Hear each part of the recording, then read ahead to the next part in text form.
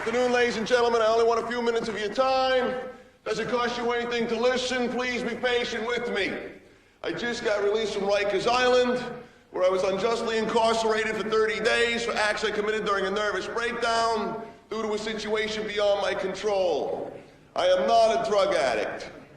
This is the situation. I need your money. I could be out robbing and stealing right now. I don't want to be doing that. I could be holding a knife up to your throat right now. I don't want to be doing that.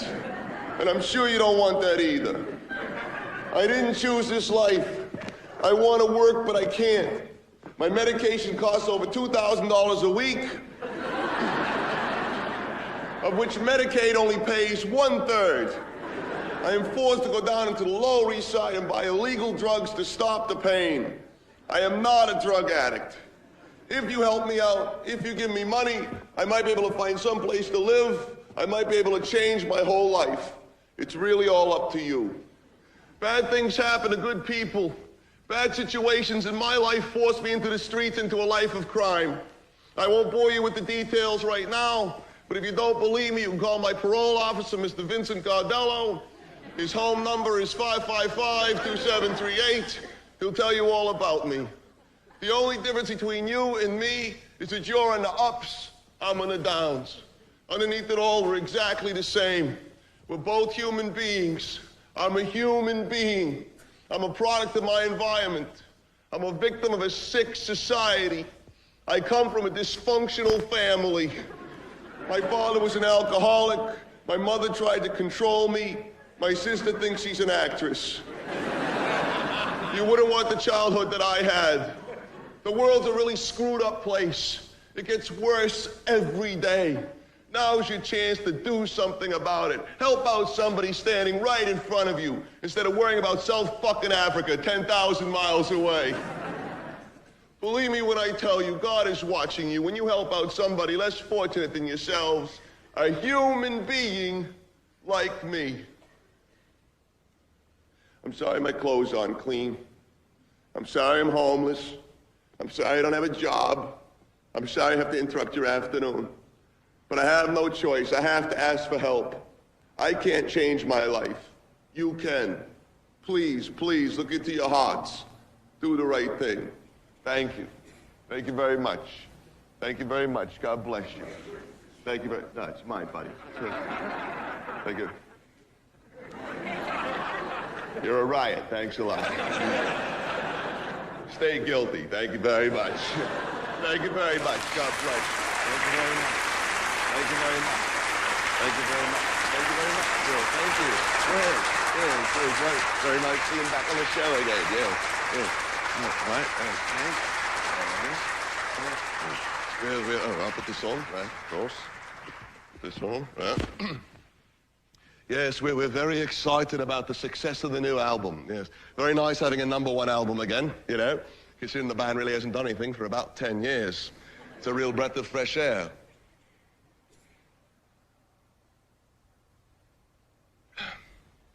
No, I don't, Bill, I don't, and I'm glad you asked that question. I used to do, excuse me.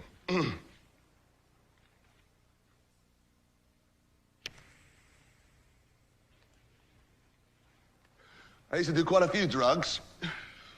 But you know, Bill,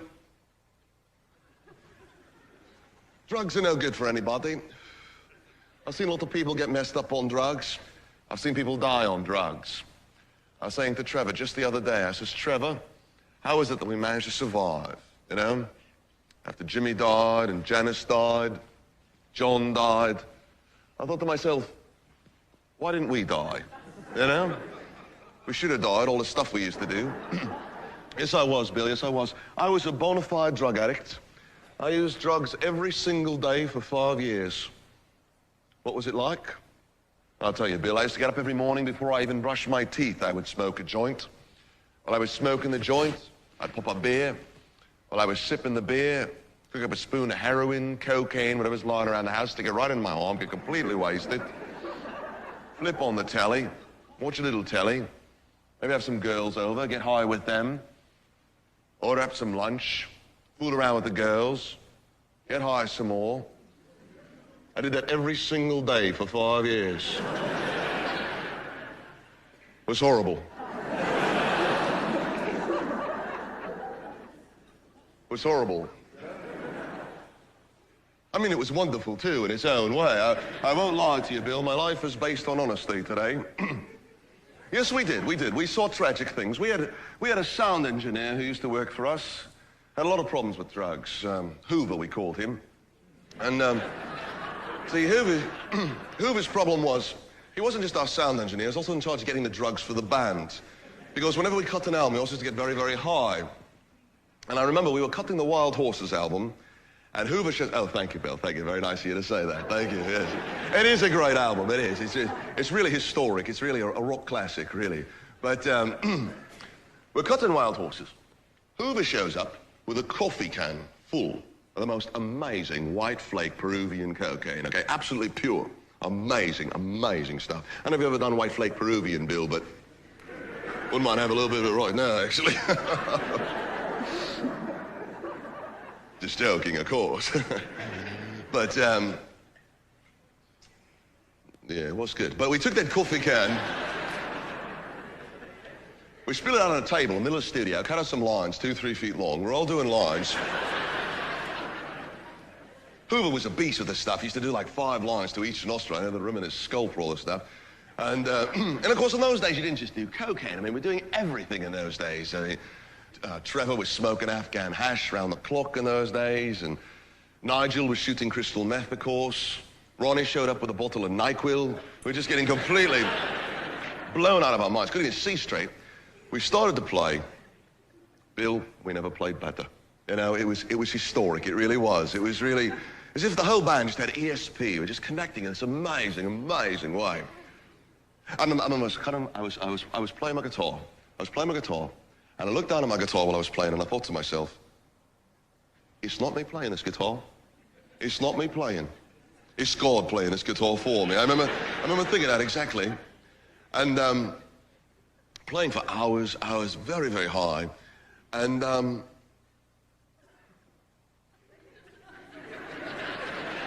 what's I talking about here, anyway? Hoover, right, of course, right, Hoover. Right. So, So we played for about 2 hours, brilliantly. I happened to look up at the booth where Hoover was. Hoover's banging his head up against a plate glass window like this. Blood is all running down off his head, all over his nose all red with blood. Cocaine is shooting out of his nostrils, all over his beard. He looked like a deranged Santa Claus. What had happened was, he had forgotten to push the record button, you see. Gone completely stark raving mad. Of course, we can laugh about it today. It wasn't very funny that day, and we had to call some people up, and they came, they put a straitjacket on him, took him away, and... You see, the sad thing about it is, Bill, Hoover was one of my closest friends in the whole world, so it was very, very tragic indeed. No, I don't know where he is today, I don't. I know he's in a sanitarium somewhere. Who knows, maybe he's watching right now.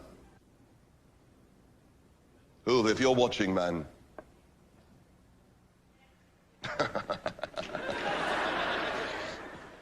You see, Bill, I think that's a really insidious thing about drugs, is that you don't realize. I mean, you're having such a good time, you don't realize what a bad time you're having. And I think that's really the problem with it. It was for me, anyway. Well, myself, I got straight. I was on tour, a very typical tour situation. I woke up one morning, and I'm in a luxury hotel room. I have no idea where I am. Beautiful naked girl lying next to me in the bed. I don't know who she is. I don't know how she got there. Champagne bottles all over the floor. Cocaine on every horizontal surface in the room. I can't even lift my head off the pillow. I'm so high. I pick up the remote control. I flip on the telly. And I was saved, Bill. I was saved. There's a man you have on this country. He's on TV all the time. And he saved my life. He's really a genius with the white hair there. Donahue. Donahue was on. And he said something, and it really struck me. He said, if you haven't met your full potential in your life, you might as well not be alive. The profoundness of that thought struck me like a thunderbolt, because I thought to myself, he's talking about me. He's talking about me. I mean, here I am. I'm young. I'm talented. I'm intelligent. I'm good looking. I'm very intelligent. What am I doing with my life? I'm just getting high on drugs every day. You see, Bill, I can understand if you're talking about some Negro guy or Puerto Rican guy in the ghetto. I can see why that man's on drugs. But in my case, it's such a tragedy, really, when you get down to it. It's just such a waste, such a waste of human potential. Because, Bill, you see, you can have your caviar breakfast, lunch, and dinner. You can have your stretch limousines, your Concorde flights back and forth across the Atlantic, wads of cash, everybody treating you like gods, women willing to do whatever you want them to do, wherever you want them to do it. Okay? House in LA, house in London, apartment in New York, home in the Bahamas. Bill, if it doesn't mean anything, what's the point? You know what I'm saying? Maybe not. But, I got straight, all of my blood changed and everything, and I really became reborn. I can really say today, I like myself today. I'm not a bad guy. In fact, I'm a pretty amazingly wonderful human being. And I'm honest enough to say it about myself today. I've really come to terms with my own brilliance. Yes. And the rest of the band got straight as well. And we're really just one big happy family. We just want to help other people today. Yes, this is right, that's right. That's what we're doing the benefit for the Amazonian Indians. That's right. Well, Trevor has a home down in Rio. We go down there every winter when it's summer down there. Has a lovely houseboy, takes care of the house for him. Nacho, we call him. And he's actually not a boy. I mean, he's about 50 years old. He's a lovely little guy. He's about this tall, very brown, always smiling, very helpful. And Nacho knew we were into the environment, so he chartered a boat for us to go up the Amazon. Take a look at the birds and the trees and the jungles of flowers, all that shit. So we're going along on this boat, and we see this clearing along the river. And it was one of these villages, these Indian villages, whatever they are. And we got down, and we started to walk around. Bill, I have never seen such depressing poverty in my life. The children running around barefoot with the dogs in the dirt. They don't have any shoes at all. Women half naked, breastfeeding their infants right from their breasts. They don't have running water. Couldn't get a drink of water. Couldn't get a clean drink of water anywhere in the place. I was parched. Couldn't get a Coke, a Pepsi, nothing. Chief came out to greet us. Man is the chief of the whole village. He owns no clothing, completely naked. Everything's sticking out. His willy's sticking all over the place. All he had on was a feather sticking out of his hair. Couldn't even speak English. It was heartbreaking. It really was. I turned to Trevor, and I says, Trevor, we have to do something about this. We have to help these people. I mean, it's up to us after all. We are the world, so to speak. So we decided to do the benefits. Yes. And it is going to be a little different. It is going to be different because so often, Bill, I hate to say this, but so often these benefits, you know, they really are just ego trips. I hate to say that, but they can be that. And they raise all this money. They ship it down to these people. These poor buggers, they don't know what to do with the money. They've never seen money before in their lives. They're primitive people. We found when we were down there, many things we had they really liked and could enjoy and use. Digital wristwatches, Sony Walkmans, cigarette lighters, cigarettes. They love cigarettes. We're going to be buying these things for them up here in New York with the money we raise, shipping them down, and really try to improve their life in a substantial way. Really try to do some good for a change. Yes, it's nothing, Bill, please. It's really. But I really hope that everybody watching can watch us when we're on HBO, brought to you by Kronenbrau Beer, Marlboro Cigarettes. Sorry, Bill, have to say it. They've been wonderful sponsors. Marlboro's been shipping down cartons and cartons of cigarettes down to these poor little Indians. Or buy the album when it comes out, and remember, for every dollar you donate, only 20% goes directly to the Amazonian Indians.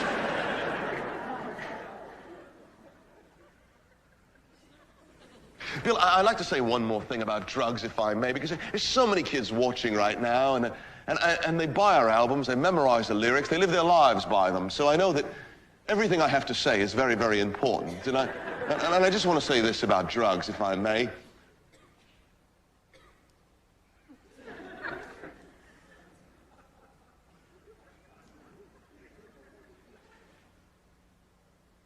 I've done a lot of drugs.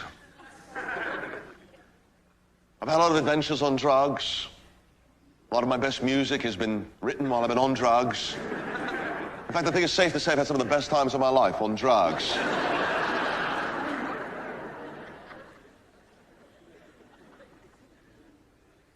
That doesn't mean you have to use them.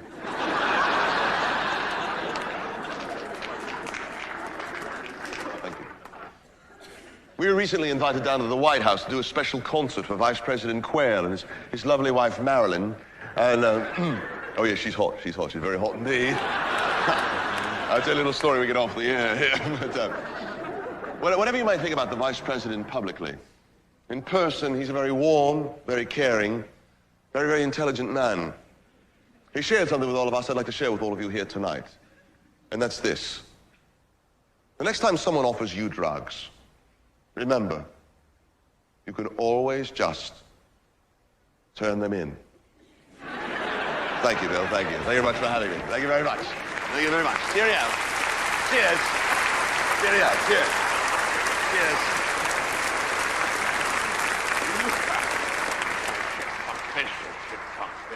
Shit, fuck, piss. Shit, fuck, piss. Shit, fuck, piss. Shit, fuck, piss. Shit, fuck, piss. Shit, fuck, piss. What's that? What's that? It's shit, that's what it is. It's shit on the ground, shit in the air, but it's shit if you ask me. You know what I'm talking about. You know what I'm talking about. We're living in a human garbage can, that's what I'm talking about. Can't walk down the street without stepping in some garbage, without stepping in some dog mess everywhere you go, little lumps of shit everywhere you go, little smears all over the sidewalk, everything's drenched in piss, pools are piss, rivers are piss, streams are piss, the rivers are polluted. The rivers are polluted. And where do the rivers come from, huh? Where do the rivers come from? They come out of the mountains. And what are the mountains? They're just full of hunters and hikers and cross-country skiers. What are they doing? Pissing on every tree, sitting on every bush. What do they care, huh? Trees just gonna die from acid rain anyways, aren't they? Huh? Well, I'll tell you something. That acid rain, it comes down off the trees. And it mixes in with the pee on the side of the tree there, see?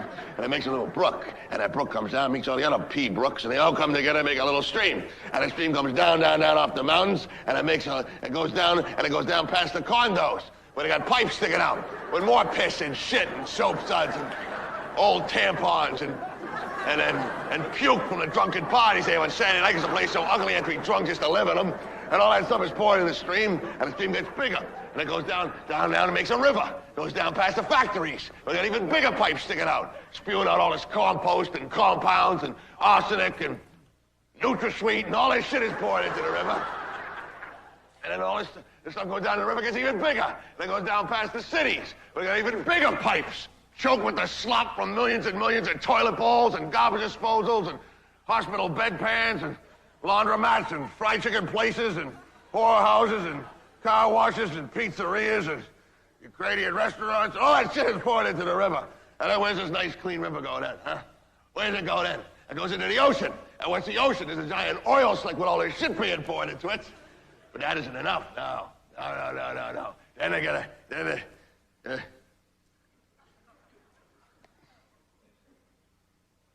they gotta get these giant garbage scows, pull those around for a couple of months until they're stinking and rotten and full of maggots and mildew. Let's dump that into the ocean, too. And then the rich guys, they're riding around in their pleasure boats, and they got their fishing poles, and they're drinking their beers, and they're throwing the cans over the side, and then they start peeing over the side, and they start getting seasick. They start puking up their steak tartare, their caviar, their creme brulee, and their pate. Blah!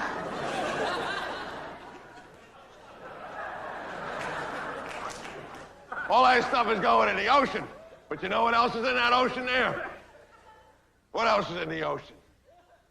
Fish, that's right. Millions of little fishies swimming around. And they're trying to get past the eggshells and the banana peels and the coffee grounds and the watered up pieces of toilet paper come floating by, get stuck in their eyes. They can't even see there's so much stuff in there. And they want to wipe their eyes, but they can't. They don't got hands, they got fins. They swim to the top of the water to look around. And what's at the top of the water? Oil. And the oil goes in their gills and their hair. They get all greasy and they drown and they just lie there dead like that. And then a seagull, he comes flying by, sees that nice little fish, wants to come down and eat him. Up, now he's stuck in oil now too. And then the seal, he wants to eat the seagull, he gets stuck in oil, he drowns. And then the polar bear, he wants to eat the seal, he gets stuck in oil, he drowns. And then The lion, he wants to eat the polar bear, he gets stuck in oil, he drowns. And that's the ocean. It's a giant vat of oil and garbage and dead animals just sloshing around there.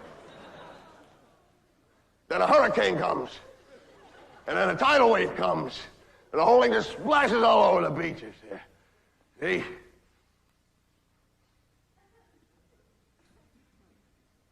There you got it. See? There you got it. That's it, see? Millions and millions of little dead fishies all over the beaches, see? Now you know what happens? You know what happens then? Rats come. Rats come now, they're coming to eat the fishies, see? And then the cats come and they come and eat the rats, see? And then the dogs come and they come and eat the cats, see? And then you know what the dogs do? You know what they do. They shit all over the place. That's what they do. The dog shit and the horse shit and the pigeon shit, the rat shit, fucking shit fuck piss. Shit fuck piss. Living in the human toilet bowl. We're living in the human toilet bowl. You know what I say? I say, flush the toilet, that's what I say. Flush the toilet, that's what I say. Flush the toilet, that's what I say. That's what I say. That's what I say. Oh.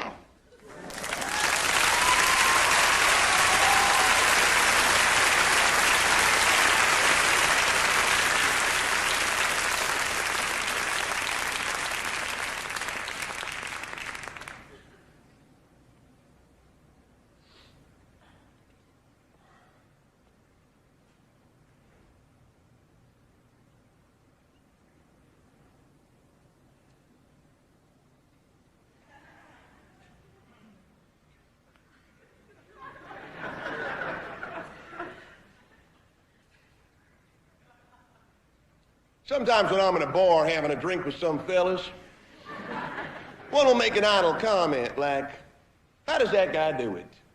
He always gets the girls. I remain quiet when I hear such remarks. I like to keep a low profile regard to my extracurricular activities. I don't need to advertise. I know what I've got. Ladies, hell, they know better than I do. Oh, I'm not so good looking.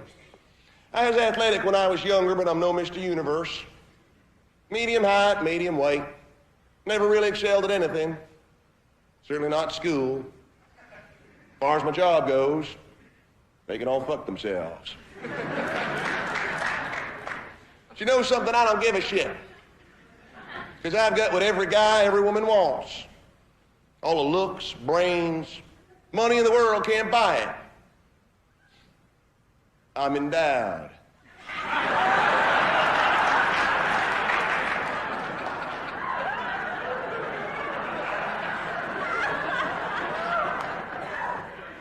I've got a long, thick, well-shaped prick.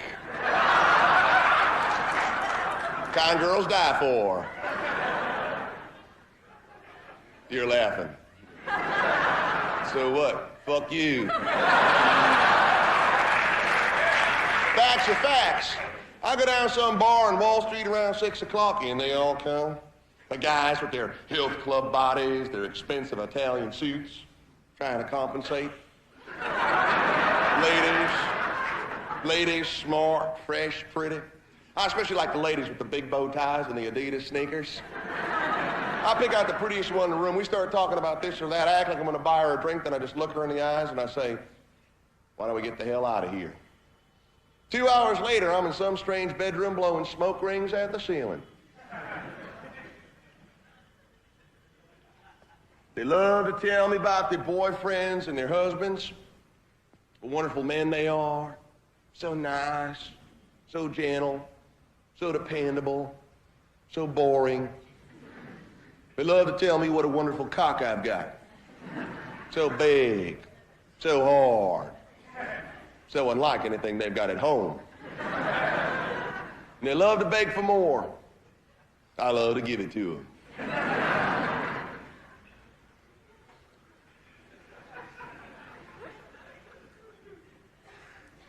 Ever see a girl cry because she's so happy? Ever see someone beg to tear your clothes off? Ever see a woman faint because she's had such an intense orgasm?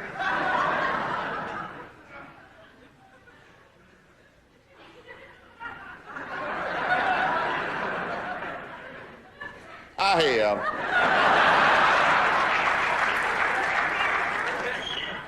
It's like that guy back in school. What was his name, the Greek guy? Plato. He said there's a perfect thing after which all things are modeled. That's my sex life. Platonic perfection. I know what you're all thinking. You're thinking this guy, he's really lonely. Deep down, he's obsessed. He's got no love in his life. Don't tell me about love. I've got love. I say the choices for daily use. That's love. Right? Same as you. Same as everybody. But see, I got all the others too. I see some girl walking down the street. I like the way her pants fit. Bingo, she's mine. Some get scared after a while, go back to their boyfriends. It's okay with me, I understand. It's a lot to handle. Some get addicted. Some get addicted, I get rid of them too. Most of the time, they're very cool about it. Very cool about it. Stop whatever they're doing when I give them a call. A couple of times, girls stopped screwing their boyfriends when I gave them a ring. See, they understand. This kind of quality and quantity is in limited supply. I mean, let's be honest with each other, shall we? Sex is what everybody's basically interested in. Great sex with great-looking, great fucks. There are only so many to go around. I am one. I used to feel sorry for other people, used to feel guilty. It's like I'm living in a color movie, everybody else living in black and white. But then I thought to myself, hell, somebody's got to live out the dream. Somebody's got to have it all. Might as well be me.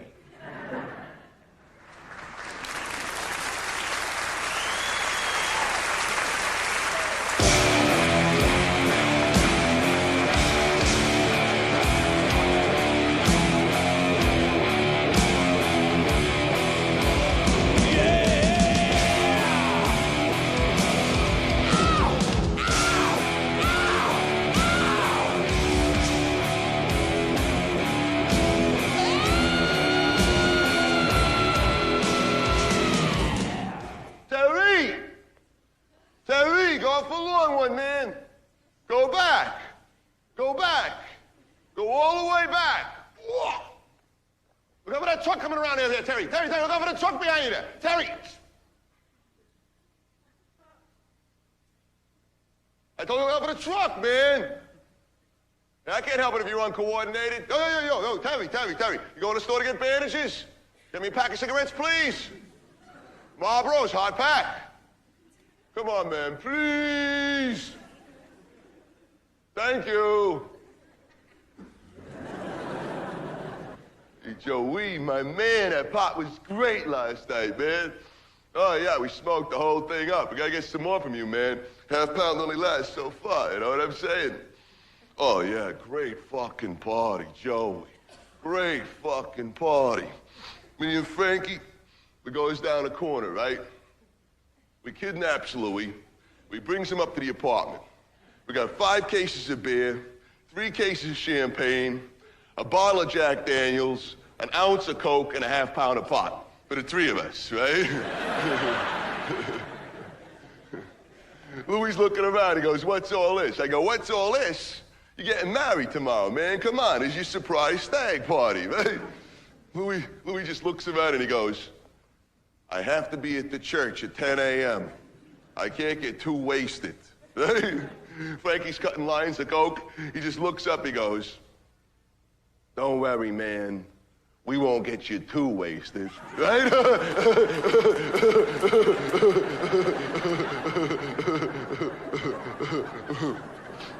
Frankie snapped his fingers. The bedroom door pops open. 3 beautiful girls come waltzing out wearing bikinis, right? I thought Louis was gonna start crying, man. Huh? Oh, they're friends of Frankie's. He told them if they hung out with us for the night, he'd introduce them to Bruce Springsteen. I didn't even know he knew Bruce Springsteen, man. What? He doesn't? Oh. Anyway, it was a great party, man. We had champagne, cocaine. Frankie got some porno tapes to, like, warm up the chicks, man. The nice ones, man. The kind with, like, stories in them and stuff. Oh, one of them was funny, man. One of them was really funny. It was like, wait a second. Wait. All right, this is it, right? Here's a girl, right? It's a girl. She's in her house. She's ironing her clothes, right? There's a knock on the door. She goes, "Who is it?" Guy outside goes, "It's the milkman. I have something for you." Right? This guy comes in, right? I don't think it was like a real milkman or nothing, okay? Right? Like the guy comes in, they start doing it right on the ironing board, right? Bomb, da bomb, da bomb, da bomb, da bomb, da bomb, right? Very tastefully done, very sensual, very nice, okay? So they do it. Finally, he leaves. She goes back to ironing. All right, she's ironing. Then I knock on the door. She goes, "Who is it?" Guy outside goes, wait a minute. Oh, yeah. UPS. I have something for you, right? This guy comes in. He's got a box, right? He's bringing this box in like this, right? She opens it up. His dick's inside, huh? I never would have guessed it in a million years, man. Huh? There's a hole in the box. His dick was going through the hole, man. So anyways, they do it. Finally, he leaves, takes his dick with him, all right? She goes back to ironing. She's ironing kind of slow now, right? So she's got like this, right? Not a knock on the door. She goes, "Who is it?" No answer, right? So she goes to the door to see who it is, right? She looks outside, there's nobody out there. She opens the door up, there's nobody out there. She looks down, Joey, there's a dog out there, right? The dog comes trotting in, starts licking her feet, licking her legs, licking her knees. I can't watch it, right? I'm like this, right?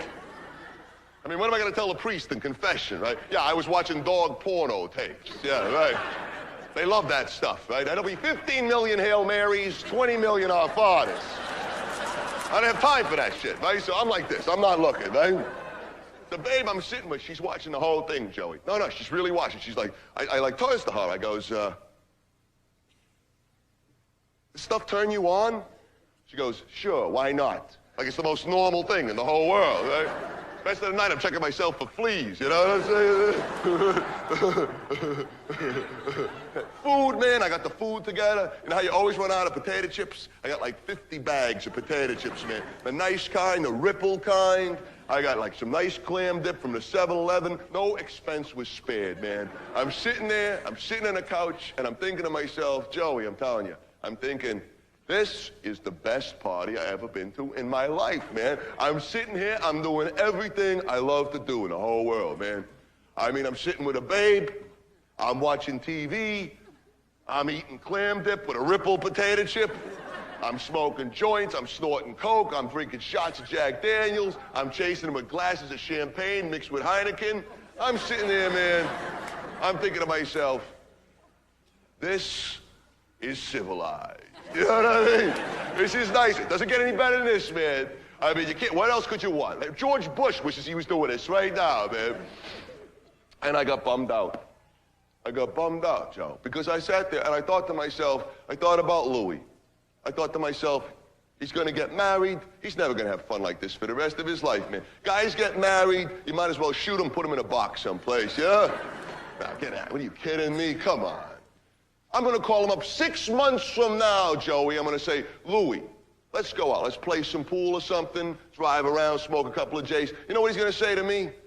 No, you know what he's gonna say? He's gonna say, I can't. I have to go to the mall with my wife, look for towels and sheets. Guy's had one towel, one sheet for 25 years. All of a sudden he needs new towels and sheets. Who puts those ideas in a guy's head, man? You know who. You know fucking who.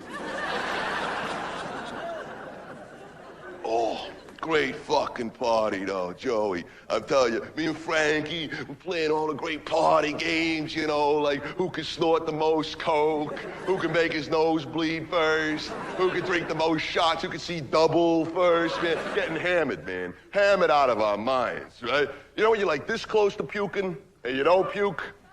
Like that, all night long, man. Nice. All fucking night, man. Just feeling the brain cells dying in my head. I just say there, oh, there goes the right side of my head. Oh, I'm a moron.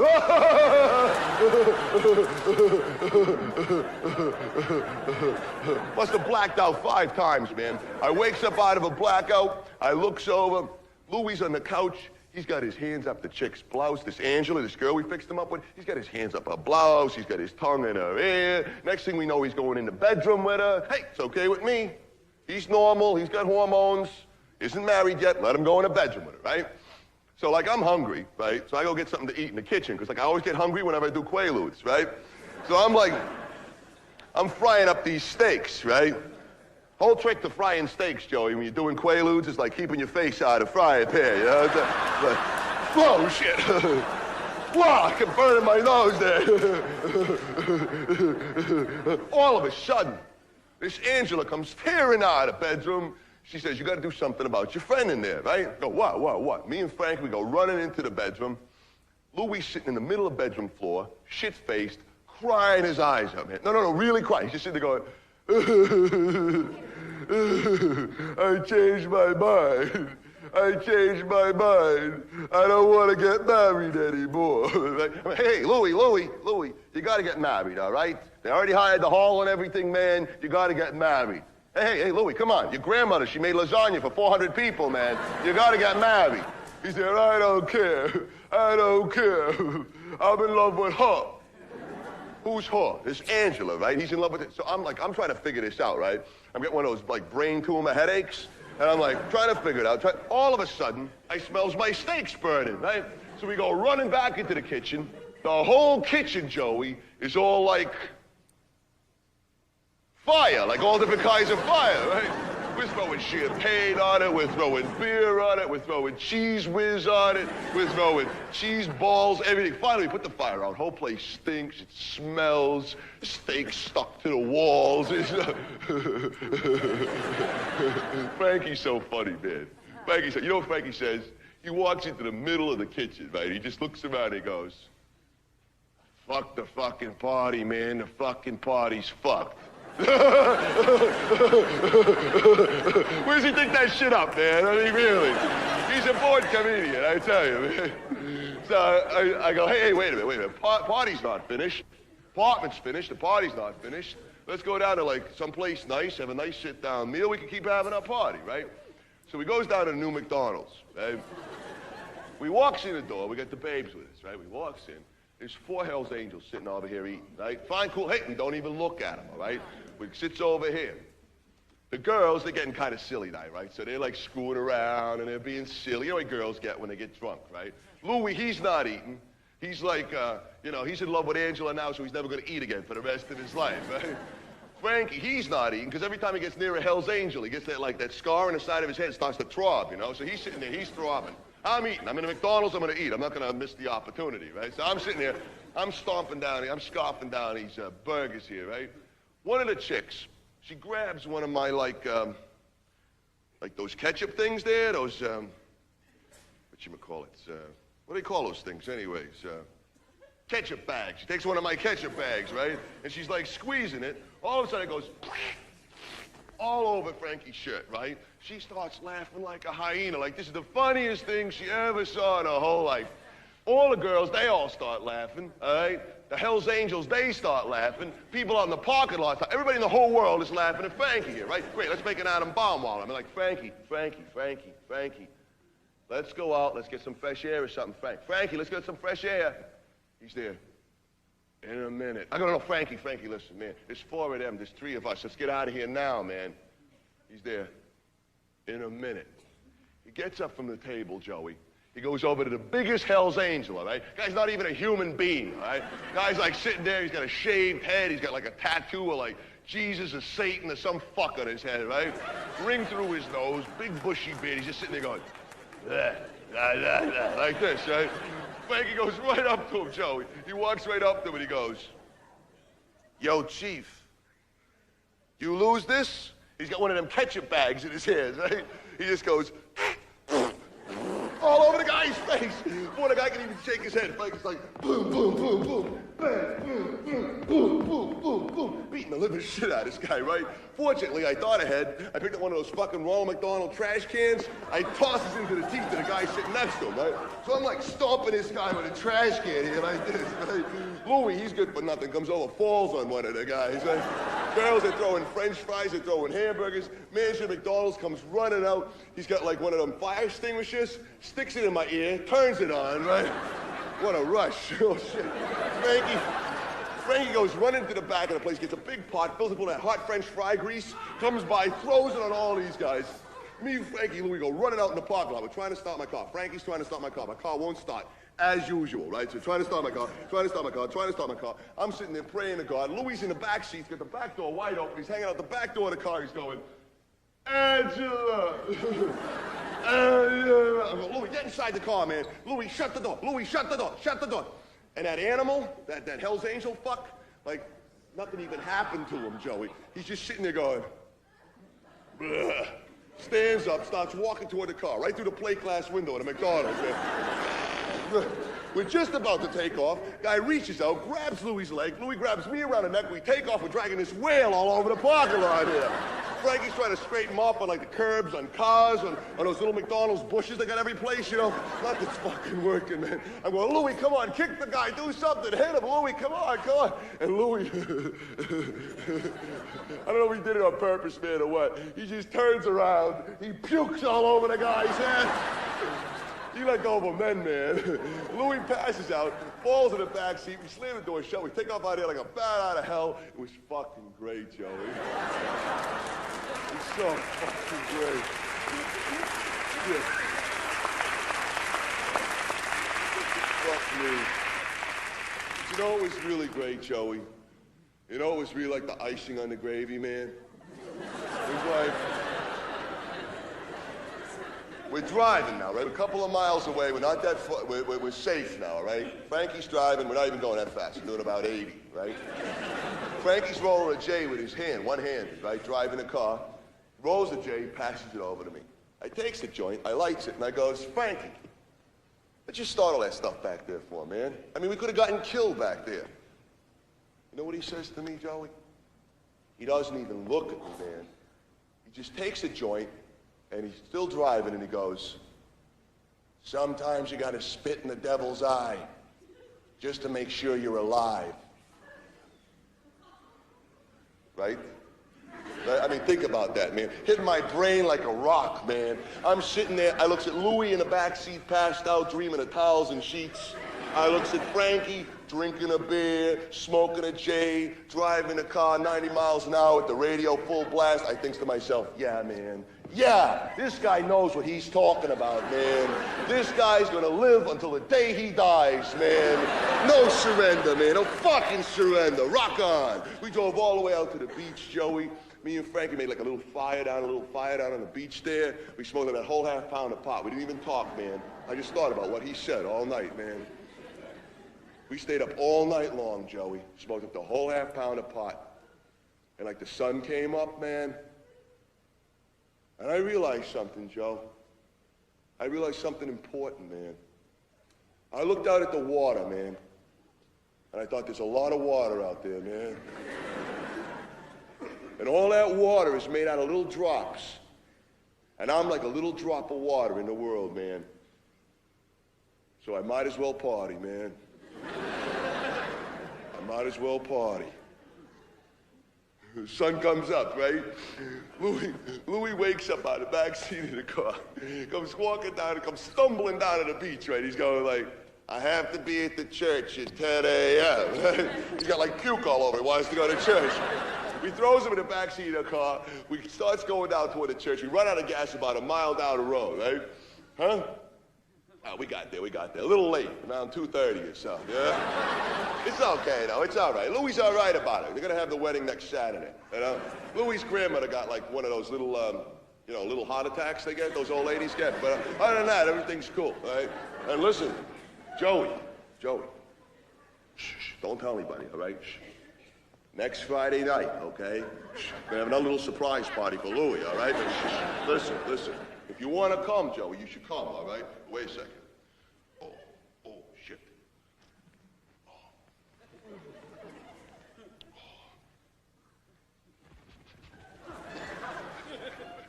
Listen, Joey, if you want to come next week, you should come, man. But this time, no girls. They cause too much fucking trouble.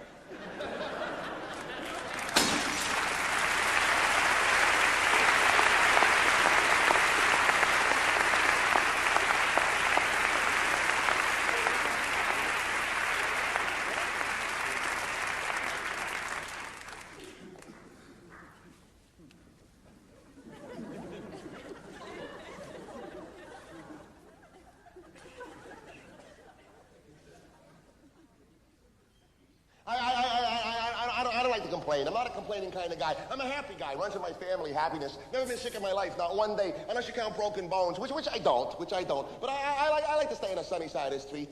I like to stay on the positive side of things. You give me a pack of cigarettes, egg salad sandwich, cup of coffee, newspaper, someplace to sit down. I'm happy. I don't even need the cigarettes. I should quit anyways. It's a dirty habit, unhealthy, expensive. But people give you cigarettes. They give you food's another subject altogether. People aren't exactly walking around with an egg salad sandwich in their back pocket, you know. But unless they're crazy or something. But you figure egg salad sandwich is going to run you maybe 80, 90 bottles. I'm finding maybe 50 bottles a day. You're talking a shortfall there, about 20 bottles. Or cans. Bottles or cans. It don't make much difference. It don't make no difference. But back in the old days, I used to weigh a lot more than I do now. Always used to be in a diet. Always trying to lose weight. I don't have that problem anymore. I'm on the egg salad sandwich diet now. One egg salad sandwich every 2 days, you lose weight like crazy. It just flies off, and it stays off, too. I'm gonna get a patent, I'm gonna put an ad in the newspaper. See, then I can make a little money there. See, then I can make some money. But no newspaper. People just leave them around, and it's all right. You can read them. It's okay. I like to stay informed. I like to know what's going on in the world. They got a train in Japan, goes over 300 miles an hour. They got hotels now for cockroaches. They got hotels now for mice. I stay away from hotels, though. Too expensive. $10 a night. Who's got that kind of money? That's 200 bottles. It's not on my budget. It's okay, though. It's okay. There's always someplace you can stay, someplace you can lie down, someplace you can wedge yourself in. The problem is the rocks, the stone. Everything's too hard, the steel, the metal. Whatever happened to wood? I don't know. We used to make everything out of wood.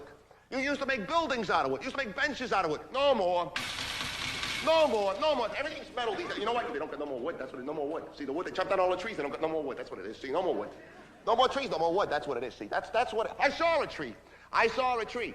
They made a little hole in the sidewalk, and they put this little baby tree there, and every day I come by, look at that tree. Every day I say hello to the tree. Hello, tree. Every day I come by, see the tree, watch it growing. This guy with a truck, he was backing it up and was making that sound at like bam, bam, bam, bam, bam, bam, bam, bam, bam. Went right over the tree. Right over the tree. See, tree can't hear that sound. See, trees don't hear that. That was it for the tree. I mean, it's the nature of the tree. You run them over, they die. They're not like people. They can't take the abuse. See, you put a metal pole there, you don't have that problem. Put a metal pole, truck hits the pole, it stops. That's it. But then you don't get the twigs. See, you don't get the leaves. You don't get the wood. See, the wood. Wood is good. Wood is good. Dogs like wood. I know. I used to have a dog. I used to walk him every day. You say, come on, here we go. Here we go. Come on. Here we go. Who takes care of you? Who takes care of you? I take care of you. I'm taking care of you. Who's going to take care of me in my old age, huh? Who's going to take care of me? That's what I used to say to him every day. Who's going to take care of me? He ran away, you know, but that's okay. They got to eat too in a little way. We all got to eat. I like to eat. It's a habit of mine. Nice little egg salad sandwich there. Nice cup of coffee, cream, sugar. I'm cutting down on the coffee, though, these days. 60 cents a cup. Who thought up that figure? 10 cents. It should be 10 cents a cup. But see, they got a cartel there. They got all the beans over there in the OPEX there. See, that's what it is. They got the beans. See, that's what it is. It's the beans. It's the beans. See, that's what it is. It's the beans. See, it's all right. It's okay, though. I don't need to drink coffee. People drink coffee to stay awake. I don't need to stay awake. I'm awake. When I'm asleep, I'm awake. I'm always awake. You lie down someplace, you gotta stay awake. You don't keep your eyes open when you're sleeping, guy comes by with a baseball bat, bang, bang, bang in the head, that's it, you're finished. No more cigarettes, no more coffee, no more shoes, that's it, you're dead. These guys in the street, they like to fight. I don't get that luxury. I'm missing a kneecap, I can't hear out of this ear, I'm on my second set of teeth. I'm like the bionic man without the hardware. I'm no Cassius Clay. I'm no Cassius Clay. But I like to stay on the sunny side of the street. I like to stay positive. Guy once said to me, I never forget it. He once said to me, life is like a half a glass of water. It's like a half a glass of water there, see? And you got a half a glass of water there, and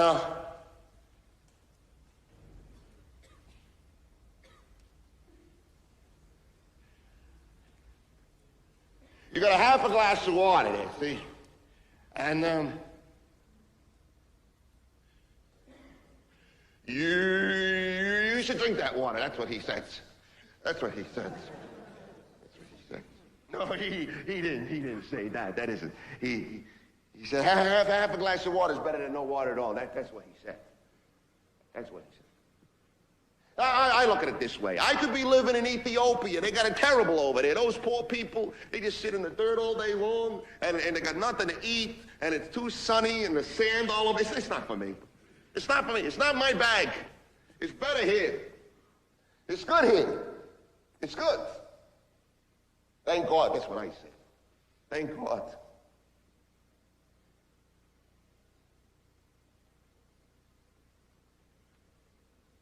I gotta get going now. Time to go to work. You know what they say? The early bird catches the can. That's what they say. Or bottles. Bottles or cans. It don't make no difference. It don't make no difference. Don't make no difference at all.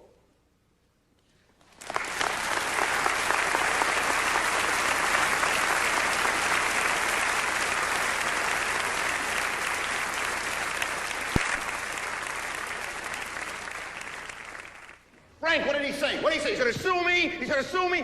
He's fucking with you, Frank. He's fucking with God here, Frank. Did you tell him that? You know what God does when he gets angry, Frank? Ever hear of Sodom and Gomorrah, Frank? That's what he'll do to his face, okay? No, Frank, I don't want to hear it, all right? I don't want to hear another word. I'm gonna blow him away. I'm gonna peel his skin off. I'm gonna drink his blood. I'm gonna eat his children, Frank. I'm gonna enjoy myself. You wanna know why? This guy's a schmuck, a schlemiel, and a shithead for fucking with me, Frank. He should know better than that. No, Frank, I'm not listening, all right? I'm not listening to another word. No, Frank. La, la, la, la, la. I'm not listening, Frank. Call him back right now. Call him and tell him. Wait, don't even call him. Call his children. Get ready to be eaten. Goodbye, Frank. Diane! Who's on line 1? My wife put her on hold. What's for lunch? I'm starving to death. I don't care, Diane, anything. I don't care, Diane, anything. I am starving to death. I don't want that. I don't want that either. No monkfish. No monkfish, no arugula, no sun-dried tomatoes, no whole wheat tortellini. I want food. You know what food is, Diane? You ever hear of it before? Unlike you, Diane, I am a human being. I need food, I need coffee. Please get me some. Call Jeff Kavanaugh, put him line 2. Call Dave Simpson, put him line 3. Thank you. Hi, honey. I know, I tell her time and time again, don't put my wife on hold. She puts you on hold. I'm sorry. What'd you do today? That's nice. How much did that cost? No. Spend the money. That's what it's there for. That's what it's there for. How's Jeremy? Why did he do that? Why did he bite the kid, Sonia? I mean, I told him. I did not tell him to bite anybody. I did not tell him. Sonia, don't tell me what I tell him, all right? I told him, can I talk here, please? I told him, the next time a little boy does something to you, do twice as much back to him. That is what I said. I don't care what his therapist says. His therapist is a codependent, dysfunctional fraud, all right? I don't want to hear about his therapist. No. You know what I'm going to say? No, you know what I'm going to say to Jeremy? I'm going to say, Jeremy, bite your therapist. That's what I'm going to say. She can work on that for a couple of months. What else? How'd she do that? How'd she fit it in the microwave, Sonia? What is this, 3 microwaves we've broken in the last year? No. You know, if you just hired somebody from a country where they had electricity, we wouldn't have these problems all the time. You have to tell her, that's all. Turn it on, plug it in the wall. I mean, she'll quit. She won't quit. She has it great. She has it great, Sonia. She spends all day in a luxury New York apartment. I spend all day in this office killing myself so she can spend all day in my luxury New York apartment. She spends more time there than I do. I'm not shouting. This is not shouting. Am I shouting? Is this shouting? Am I shouting? I'm not shouting. This is not shouting. I am discussing. We are having a normal discussion. 2 normal human beings are having a normal conversation. Well, maybe you're just a little too agitated right now to have this conversation. Why don't we wait until I get home? We could talk about it then. Around 9. I have a lot of work to do. Sonia, do you think I like slaving and sweating here all hours of the night and day so that you and Jeremy can be safe and free? Do you? It hasn't been 2 weeks. It hasn't been 2 weeks. We just did it. We did it just recently. I know we did. We'll have sex tomorrow night, all right? I won't forget. I'll put it in my book. Listen, honey, I'm sorry. Next month, we'll go down to St. Bart's for a couple of weeks. We'll spend a couple of weeks on the beach. We'll get a nice place by the beach. We'll make love every day on the beach, all right? You won't get sand in your crotch. Will you stop it, please, with this crazy... Listen, I have to get off the phone. I have 15 million phone calls to make. Huh? No, don't cut your hair. No, don't color your hair. Don't henny hair. Don't start with the hair blackmail now, Sonia. Come on. I have too many things to do here. I like it the way you looked this morning when I left, that's the way I liked it, all right? Just like that. When I come home tonight, that's the way you should look, all right? I'm getting off the phone. All right, give Jeremy a kiss goodnight for me. All right, yeah, say hi to your mother for me, too. Okay. All right. Okay. All right.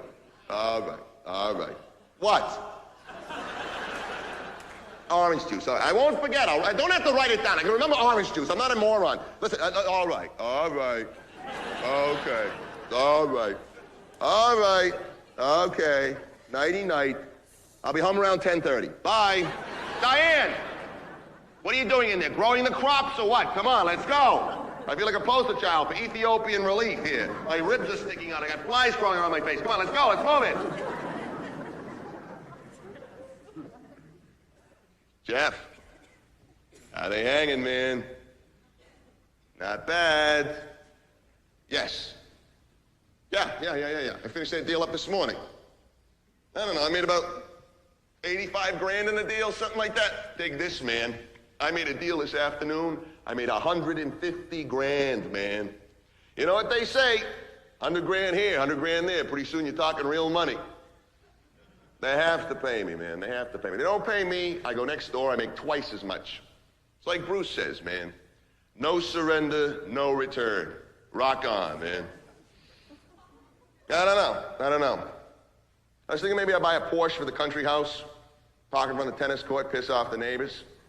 Not even drive it, just leave it there all the time. No, I can't drive it. I don't drive a stick. Those are good. Yeah, what is that?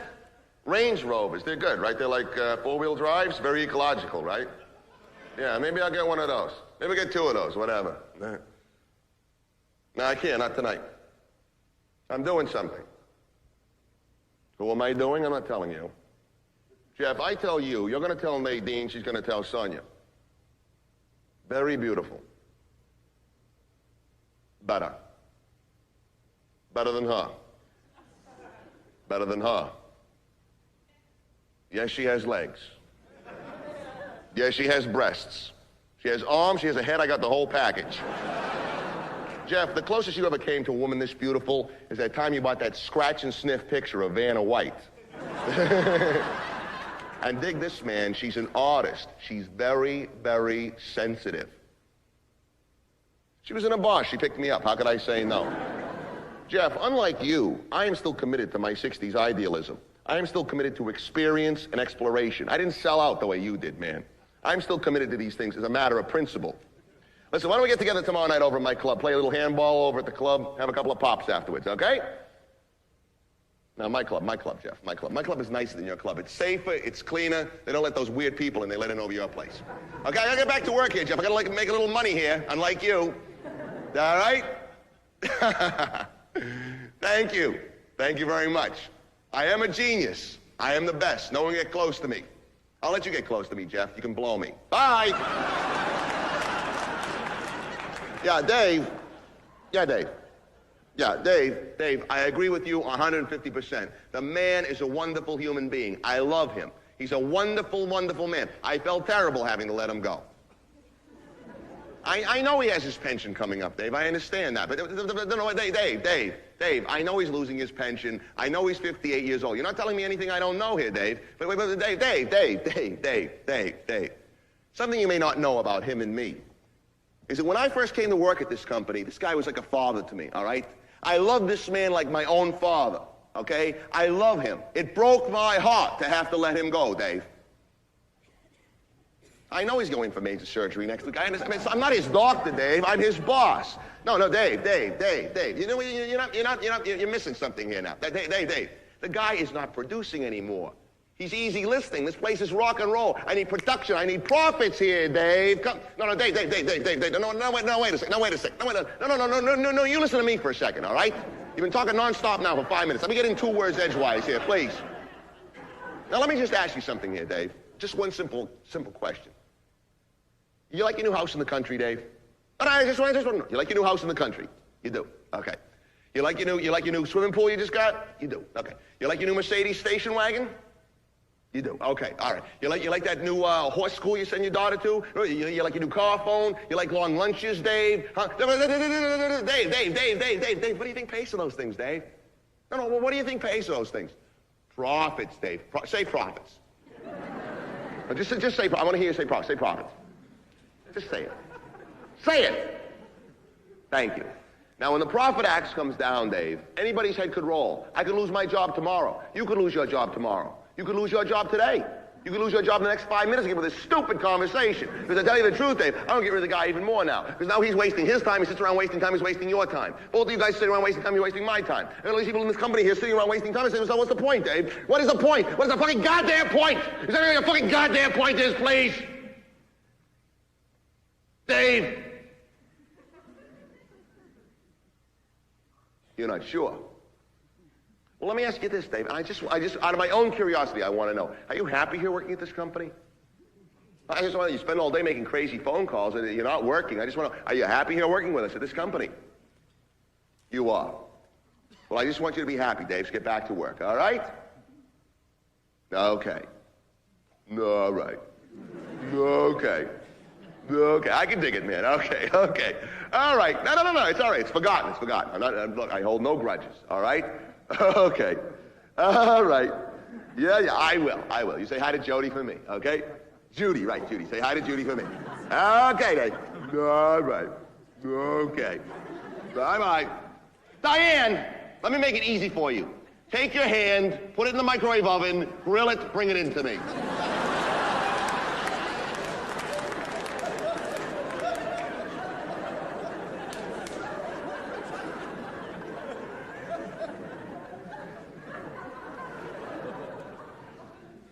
Who's on line 4? I got it.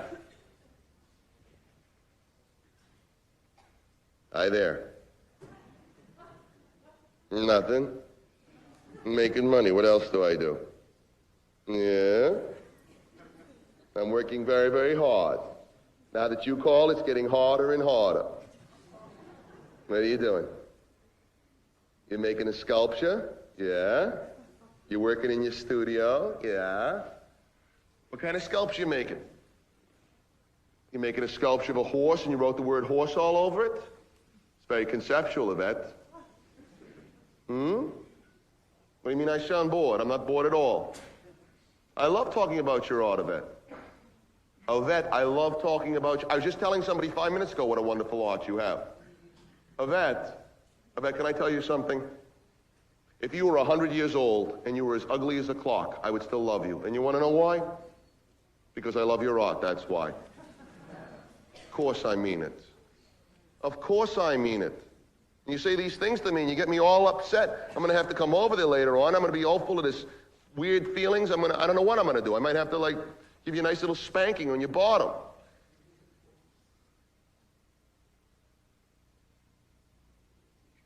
Yeah? What else are you going to do? All over my body? Dude, that would hurt. What I do to deserve all this attention? I am a pretty nice guy, aren't I? I love you too. I love you too, Yvette. Yvette, when I say from me to you, I love you, I mean I love you. No one in the world knows what it means to say I love you the way that I mean I love you when I say from me to you, I love you. Because no one in the world has ever loved the way that I'm loving when I love you. My life would have no meaning if I didn't love you. Of course I mean it. Of course I mean it. Would I lie to you? Listen, Yvette, my boss just came running in the office. He's got a big bunch of papers yelling at me. Everything's crazy here. When am I going to see you? Around 6 o'clock tonight? Over at the loft? Okay, make a big bunch of sculptures for me, all right? All right, ciao to you too. All right. Okay. Diane, cut the food, cut the coffee, bring in mailbox, a shoe shine boy, hold my calls. Thank you.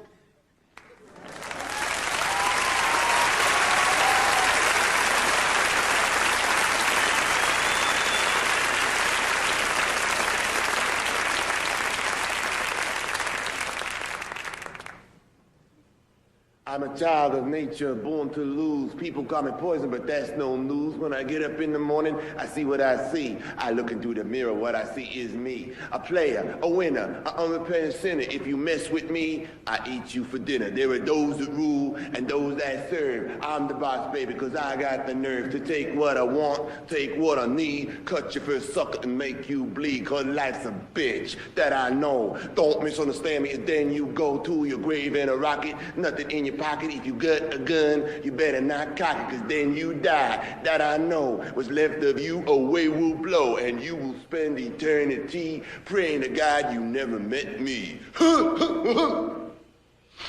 Sucker dissed me, man. He dissed me. I had no choice. He showed me his gun. I walked right up to him, took out my screwdriver, stuck it in his stomach right up to his heart, man.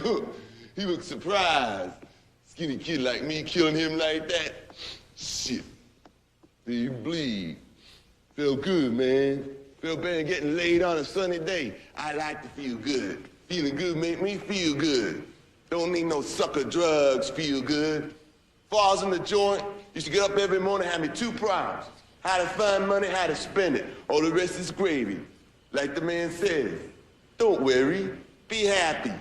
There's the Reagan years, man. Reagan years over, I miss him. Ronnie Reagan, he was my main man. He had that Cowboys and Indian shit down. Now he's out in L.A. sitting in the horse. We left him the shit he left behind. That's okay. New man in charge. Batman. Batman is my man. We'll be beaming around on spaceships like Captain Kirk and Scotty, like the Jetsons, just beaming around. Jump into my Batmobile, get behind some smoke, bulletproof windshield, stick in the CD, turn the dial to 10, rock the engine, burn the brakes. Man, you can smoke that shit. Only so much gusto go around, you gotta grab all you can. My best friend in school, he went and worked for McDonald's, worked hard too. First he came assistant manager, then he came manager. Guess he figured he'd work hard enough one day to become president of McDonald's. He making $450 a week, got himself a duplex rental apartment, 4 escort. One Friday night, some homeboys come in with a 38 special. Grease him for the receipts, man. Bang, bang in the back of the head. Execution style. Sucker. He missed the whole point. He's still on that platform of train be gone, man. You want to play the game? You gotta think about the big guy. You gotta think about God.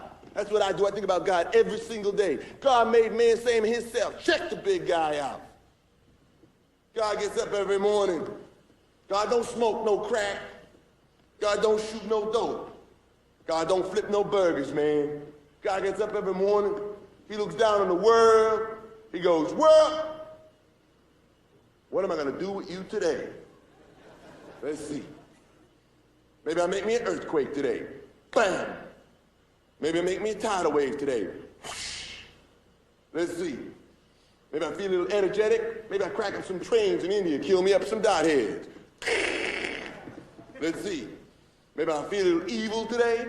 Maybe I burn down some elementary school, fry up some little 5-year-olds. Let's see. Maybe I'm feeling really, really evil. Maybe I mix up some new disease. Sprinkle all them homosexual faggots, fuck them up, make them miserable, make them cry a long, slow, painful death. See, God's a player. He likes the action. He likes to rock. He likes to get high. God don't shoot no dope. God don't shoot no dope. He lets the dope shoot each other, man. See, I know how he feels. Falls in the joint. I used to get me a 10-gauge shotgun. Go down in the sewers, shoot me up some sewer rats. You hit one of them square, they just vaporize it with a ray gun. Boom! Makes a nice noise, too. Must be what it's like to be God, all that noise and destruction. See, people, they just don't understand God. Last summer, I'm racing down the street. I'm trying to evade this perpetrator. Guy wants to bang me in the head with a bullet. So I jumps into this church, middle of the day. I sneaks inside, and I looks around the church. It's all dark inside. I'm hiding out. There's always little tiny kids in the church. Little tiny heads, little tiny butts, sitting on them benches. They get their teacher with them. I says, yo, teacher, what you doing in this here church for a middle of the day? She turns around and says to me, boy, we're here, we praying. We're praying for peace. We're praying for nuclear disarmament. I starts laughing. I says, baby, you're in the wrong place. This here is God's house. You best be praying someplace else. Who the hell you think invented them nuclear bombs? Who the hell you think invented them poison gases and dynamites and guns and shit? Them's just toys, baby. I started laughing so hard, I fell right down there in the church. My gun fell out of my pocket when I shot a hole right through the cross on the altar, man. See, you want to run with the big guy, you got to think about the big guy. You got to think like the big guy. That's what I do every day. I think every day. I think like the big guy. Every day I think of bigger and bigger and bigger. Because I want to be more like my God. I want to be more powerful. That's why every day I get stronger and stronger and stronger. This time when I get tired of joint, I'm getting me some new wheels and an Uzi, man. See, people, you gotta wake up, smell the coffee. What goes around comes around. You can't take that shit. You better get out of Gotham City.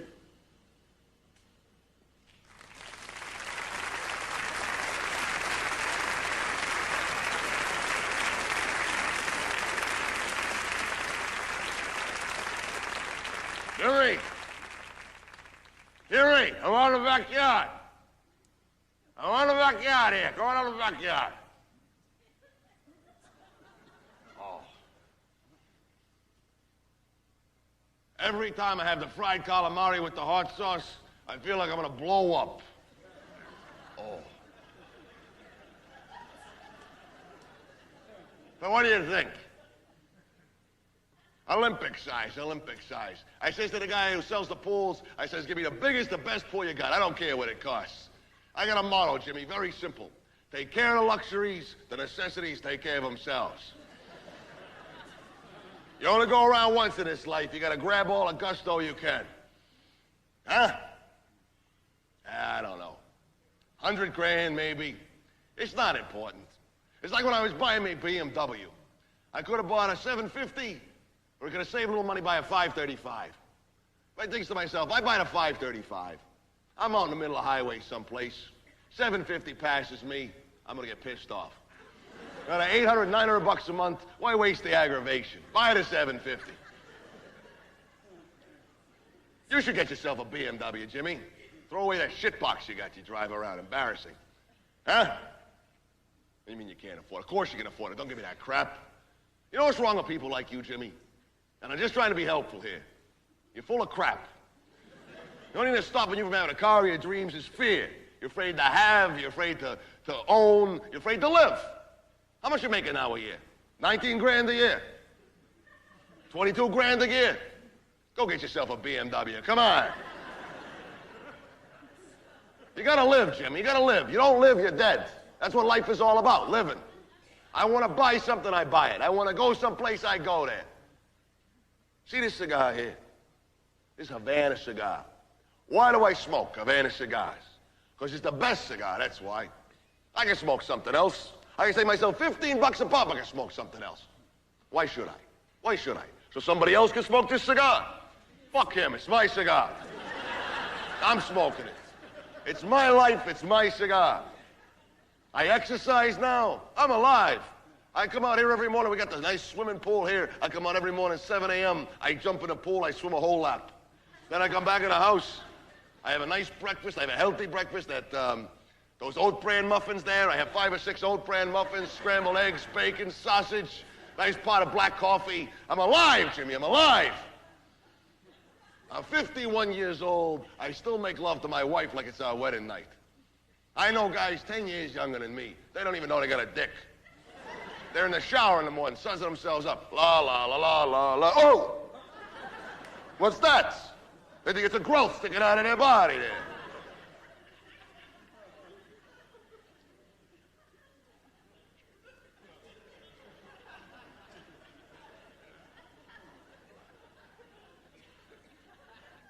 See over there?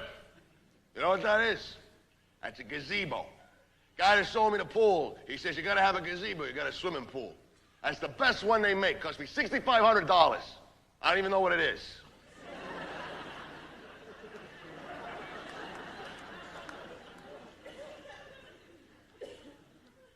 See, Jimmy, perfect example of what I'm saying here. Vito Schipoletti. Vito Schipoletti. He never did nothing in his life. He never smoked. He never drank. He never chased skirts. He never gambled. He never walked when it says don't walk. You know where he is today with all his money in the bank? He's the guy you see stand in front of the old candy store from 9 o'clock in the morning till 9 o'clock at night reading the newspaper. He lived his life so good, he forgot to live. What's the point of living like that? You might as well be dead. Jimmy, they tell you cigars take 3 years off of your life. What 3 years? What 3 years? 86 to 89? Who needs them? Give me the cigars.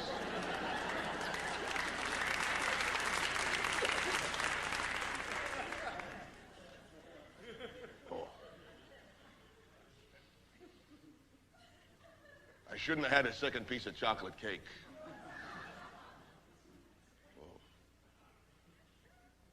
See, Jimmy, there's people all over the world starving to death. In Africa, in Asia, Armenia. They just sit in the dirt all day long. They got nothing. They don't have a pot to piss in. You know what those people do all day long when they're sitting there? They dream. What would it be like to live in America? Have a house, have a car, have a swimming pool. I can't let those poor people down, Jimmy.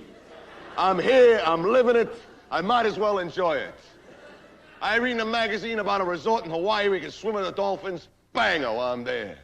They make a new casino down in Atlantic City, I'm there the first day it opens. They make a new TV set 10 feet wide, 2 stories high, I buy it.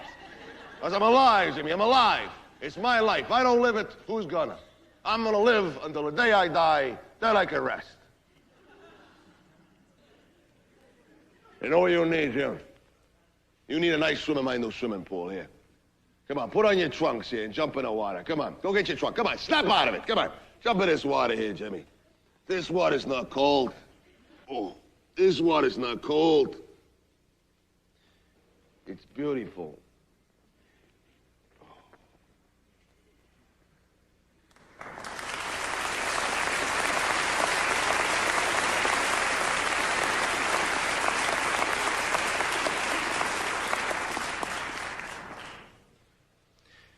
Hey, I want to be normal just like every other guy. Don't leave me out. Come on. It's gonna be more to life than worrying about the price of cigarettes, what's on TV, getting a job. I know all about normalcy. Don't tell me about normalcy. I want to drive a station wagon with a bunch of kids in the back seat singing Christmas carols. I want to go to the supermarket and compare prices. I want to lose weight while I sleep. I want to buy life insurance.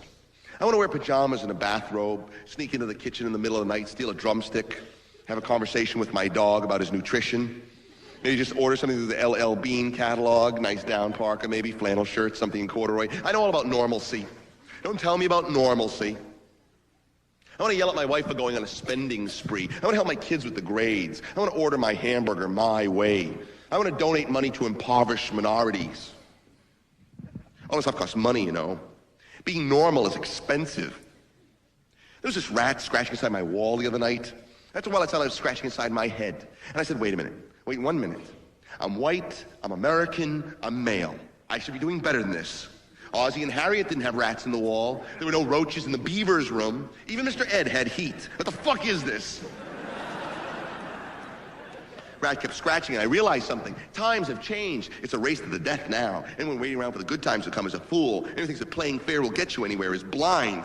Listen, wait a minute. Calm down. Getting all excited about nothing. Sure, you're poor. You're an artist. You have an artistic sensibility. Artists are supposed to be poor. The rat scratch voice inside my head said, fuck that. I want to be rich. I want to be famous. These are normal desires which should not be thwarted. If you thwart them, if you repress them, you get cancer. Shit, man, look at me. Fame is what counts. Fame with money. Any jerk can go to the top of some tower someplace with a scope rifle and start shooting at people. That's shitty fame. I want the good kind, the kind with lots and lots of money.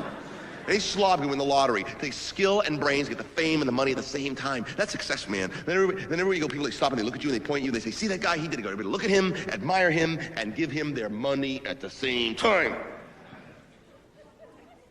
I heard about this one guy made over $400 million. $400 million. Think of it.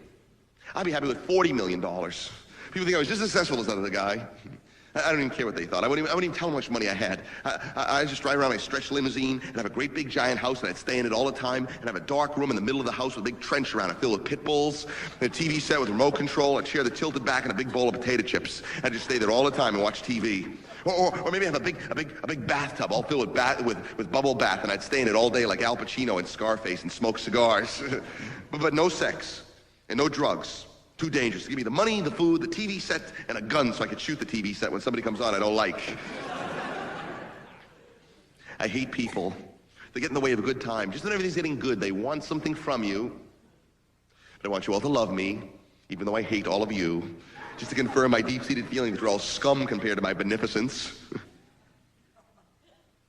Just joking. Don't get all excited. Nothing to get excited about. Just love me, tell me I'm great, and pay me, and then we'll be even for all the shit you give me my whole fucking life. I know what you're all thinking. What a jerk. All he does is talk about himself. Yeah? What do you do? Listen. I was wrong when I was little. I never really got what I wanted. You got in the way. Now it's time to even the score. Even if I tell you my plans, you won't be able to stop me. I'm so rich and powerful, nobody will be able to touch me. Those rich fucks who lorded over me. All those muscular jocks who kicked sand in my face. All those big boob blondies who laughed at me when I asked them for a date. All those parsimonious, paternal, patronizing administrators at school, and the IRS, and the unemployment office. You'll all be sorry. Wait till you see what I have in store for you. You know what it means to be really, really rich? You go in the store, and the jerk behind the counter starts smirking at you because he thinks you can't afford the most expensive watch in the case. You know that look they give you? They humor you. Yes, sir, may I help you with something? Doesn't want to help me. Doesn't want to help anybody. Just wants to laugh at me after I'm gone. Won't show me the watch. Won't take it out of the case. Won't even tell me the price. Yeah, when I make it, you can help me. Because I'm going to come back to your store. I'm not going to buy one of those watches. I'm not going to buy 10 of your watches. I'm going to buy the whole store. I'm going to fire your skinny ass for laughing at me. I don't know if I know where you live. I'm going to buy your apartment building, have you evicted. You're going to be one more pathetic homeless person walking the streets in a state of permanent depression. Or those thugs who push into you when you're walking down the street. They push into you. They don't say they're sorry or nothing. Why? Because they think I'm afraid of them. They think I won't fight back. When I make it, I'm going to get me some bodyguards. They're going to follow me around. Somebody pushes into me, I'll just step aside. They'll be my boy with the sock filled with marbles, or the straight razor, or the 38. They won't even know what hit them. They'll just end up on the ground bleeding, looking at me with glazed eyes. And I'll just lean over them and I'll go, "Excuse me."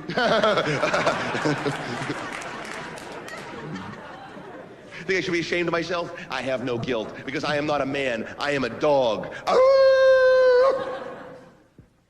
You know what I find fascinating? Human nature, the nature of human beings, what they like, what they don't like, what turns them on, what turns them off, what incredible appetites they have. Night after night, they stay glued to their TV sets, watching some pin-headed newscaster go on and on about today's gruesome murder or vicious rape. They sit there and they suck up TV dinners and munch on popcorn while they absorb the minutiae of today's massive mudslide or exploding chemical plant. Thousands dead and dying. Hundreds blinded. Munch, munch, munch. Carol, get some more salt while you're in the kitchen. Oh, hurry up, see this. Just their hands are sticking out of the mud. Come on, quick. You're gonna miss it. The commercial's coming out. Quick. And these same people, they watch a PBS special about dolphins and they start crying. And then they stay up late, they watch an old Christmas movie starring Jimmy Stewart standing on a bridge someplace on Christmas Eve. They go berserk. The next morning they jump into their sporty compact cars. They race each other on the highway while they sing along with some ardent rock singer going on and on about emaciated, dark-skinned, hopeless people turning the dung half a world away. So they feel so guilty about that, they go home. They write a check for $5, mail off some post office box in New York City. And they feel so good about that, they go to bed with each other and they kiss and they lick and they fondle, they suck each other and they hold each other really, really tight because they really, really care.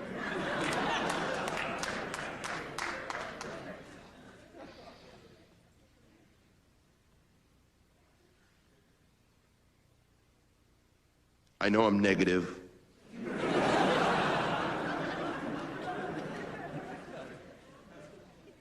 I know I'm not a nice guy. I know you all hate me, but I don't care, because at least I realize I'm a shit. And for that tiny fragment of truth, I respect myself.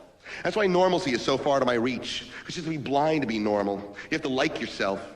The thought of that is so repellent to me that I'm ecstatic to be in the depressing place that I'm in.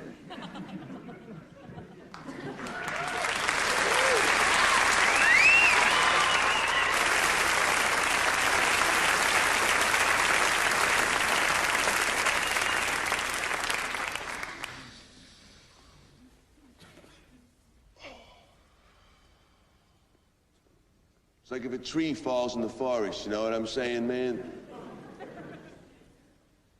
It's like if everybody already knows everything, then nothing means anything. Everything's a cliche. That's why I stopped making art, man. You know what's wrong with the world today? Where everything's screwed up, you can't do anything about it.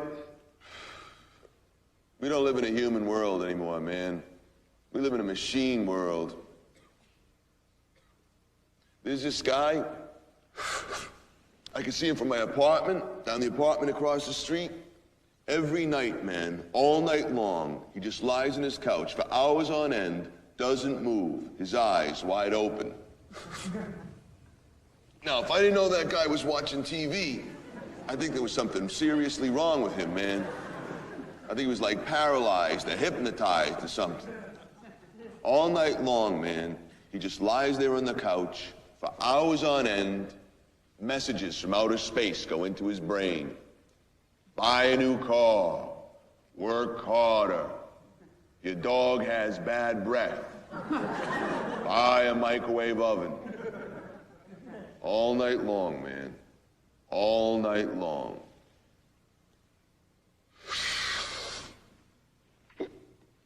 I mean, what's a microwave oven, man? Everybody's got one. Nobody knows what it does. Nobody knows how it works. Everybody's got one. Why? Why does everybody have a microwave oven, man? TV set told them to buy it. That's why. I'm telling you, man, government's building a computer. Biggest computer they ever built. They're spending billions and billions of dollars. It's a secret project, but I read about it. They finish this computer, man, we're all gonna be dead. Because they're gonna take this giant computer and they're gonna hook it up to all the TV sets in everybody's house. And they're gonna reverse the TV sets so they can see you in your house doing your thing. The computer's gonna watch everybody, man. You do something in your house the computer doesn't like, it's gonna send a message to your TV set. TV set's gonna send a message to your microwave oven.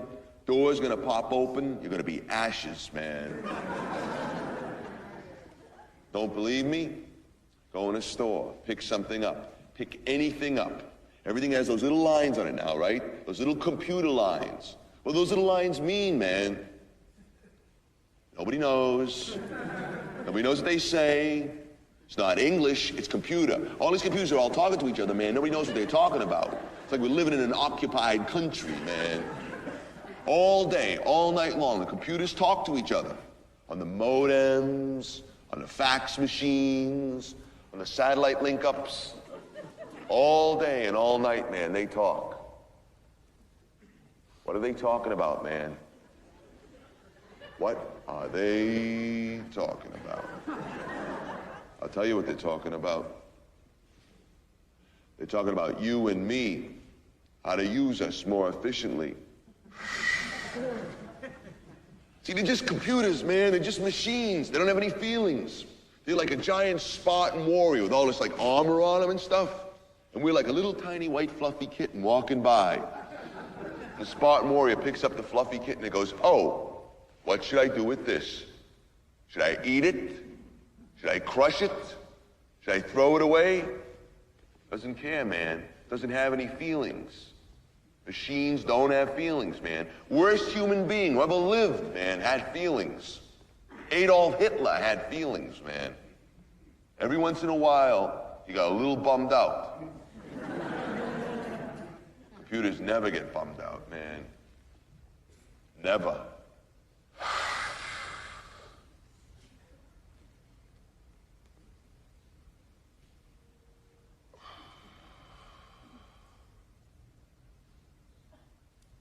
You know how they make bacon?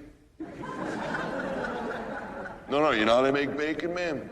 They got these giant meat packing plants out in Idaho, run by robots and computers. Way at the bottom of the assembly line, they have a human being to hold a piece of meat, because every piece of meat's a little different, right? And these 27 razor-sharp blades come down, here, hold this, chops into the meat, that's how you get your slab of bacon.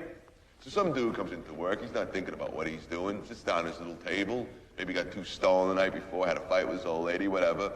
He's just sitting there, down come the 27 razor-sharp blades. Instead of a hand, he's got a half pound of sliced and smoked almond star.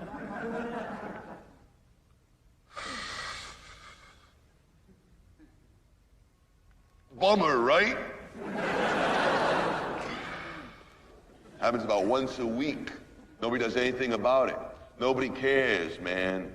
Machines run everything now, man. Who's to care? Every day the machines put more oil in the water. They put more poison in the air. They chop down more jungles. What do they care, man? They don't breathe air. They don't drink water. We do.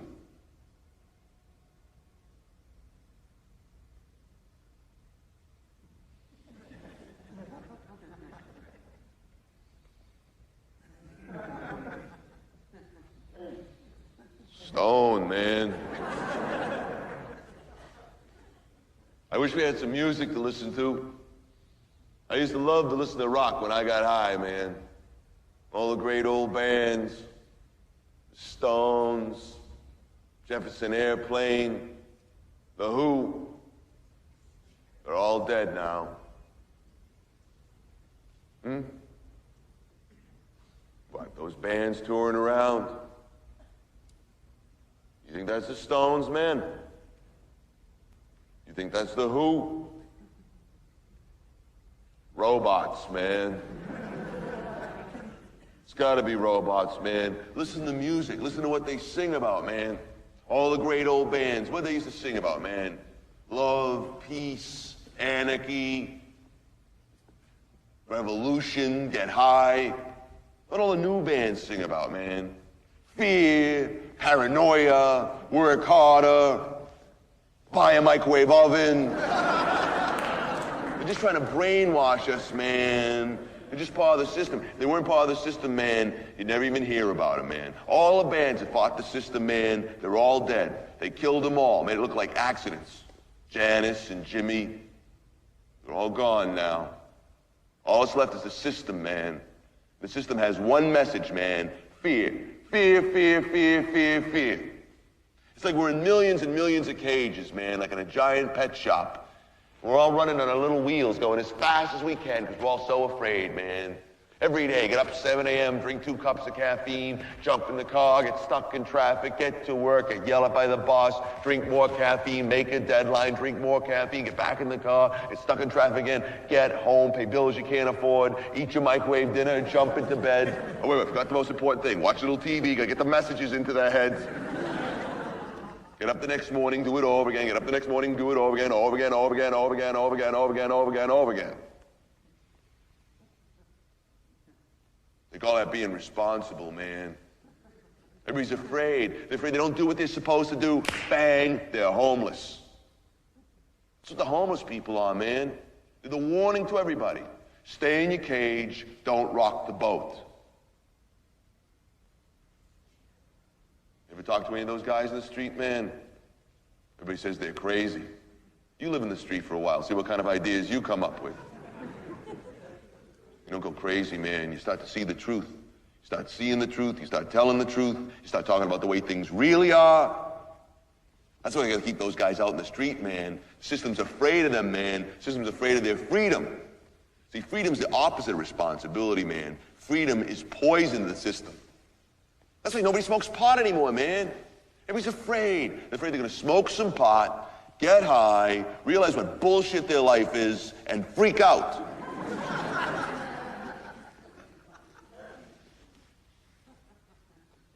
What's the point of even talking about it, man? It's a hopeless situation. What can you say about this situation? That's why I stopped making art, man. You write a book, best book ever written. Everybody reads it, makes bestseller list. 6 months later, it's forgotten. It's on a bookshelf someplace collecting dust. You write a song, beautiful song, makes top 40. Next thing you know, it's a jingle in a beer commercial. Paint a painting, beautiful painting. You spend your whole life painting one painting. Millionaire takes it, hangs it on the wall of the corporate headquarters. The old days, man.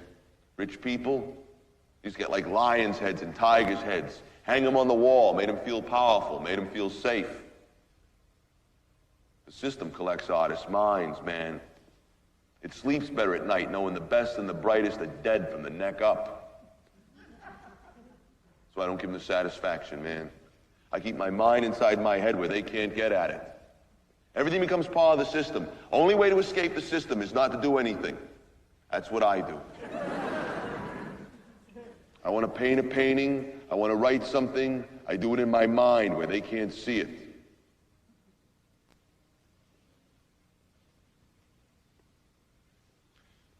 If they ever knew what I was thinking, man, I'd be dead.